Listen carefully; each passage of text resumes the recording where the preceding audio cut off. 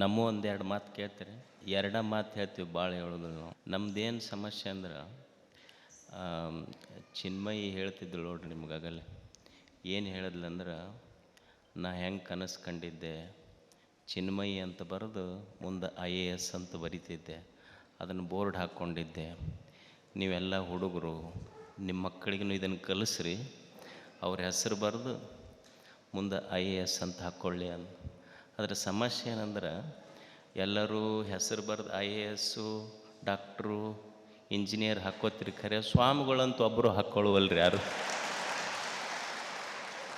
ಅಂದ್ರೆ ಮಕ್ಕಳಿಗೆ ಬರೀ ಡಾಕ್ಟ್ರು, ಇಂಜಿನಿಯರು, IAS ಮತ್ತು ಜನಪ್ರತಿನಿಧಿಗಳು ಮಾಡಿದ್ರೆ ಮತ್ತು ಸ್ವಾಮಿಗಳ್ನ ಯಾರು ಮಾಡೋರು?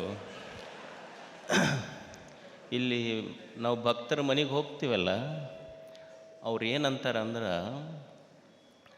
ನಮಸ್ಕಾರ ಮಾಡ್ತಾರೆ, ಮಾಡಿ ಯಪ್ಪ ಇವ ದೊಡ್ಡ ಮಗ ಭಾಳ ಶಾಣೆ ಅದಾನೆಪ್ಪ, ಇವನ್ನ ಡಾಕ್ಟರ್ ಮಾಡ್ತೀವಿ, ಇವನ್ನ ಇದು ಎರಡನೇ ಮಗ ಅಷ್ಟು ಶಾಣೆ ಇಲ್ಲ, ಇವನು ಇಂಜಿನಿಯರ್ ಮಾಡ್ತೀವಿ, ಇದು ಮೂರನೇದ್ದು ಇಲ್ಲೇ ಓಡಾಡ್ತೈತಿ ಅಷ್ಟು ಶಾಣೆ ಇಲ್ಲ, ಇದಕ್ಕೆ BEd DEd ಮಾಡಿ ಶಿಕ್ಷಕರು ಮಾಡ್ತೀವಿ, ಇದು ನಾಲ್ಕನೇದ್ದು ಐತೆಪ್ಪ ಕೆಟ್ಟ ಉಡಾಳ ಐತಿ, ನಿನ್ನ ಮಠಕ್ಕೆ ಕರ್ಕೊಂಡೋಗಿ ಸ್ವಾಮಿ ಮಾಡಿ ಹೋದ್ರೆ ಒಂದು ಮಠಕ್ಕೆ ಅಂತಾರೆ.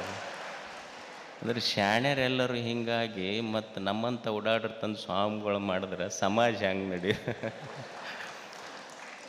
ಅದಕ್ಕೆ ಮತ್ತು ಒಬ್ಬೊಬ್ಬರು ಭಾಳ ಮಂದೆಲ್ಲ ಯಾರೇ ಒಬ್ಬೊಬ್ಬರು ಮುಂದೆ ಸ್ವಾಮಿಗಳು ಅಂತಲೂ ಬರ್ಕೋಬೇಕಂದ್ರೆ ಇಂಥವೆಲ್ಲ ಕಟ್ಟಕ್ಕೆ ಸಾಧ್ಯ ಆಗುತ್ತಂತ ನಾ ಹೇಳೋದು.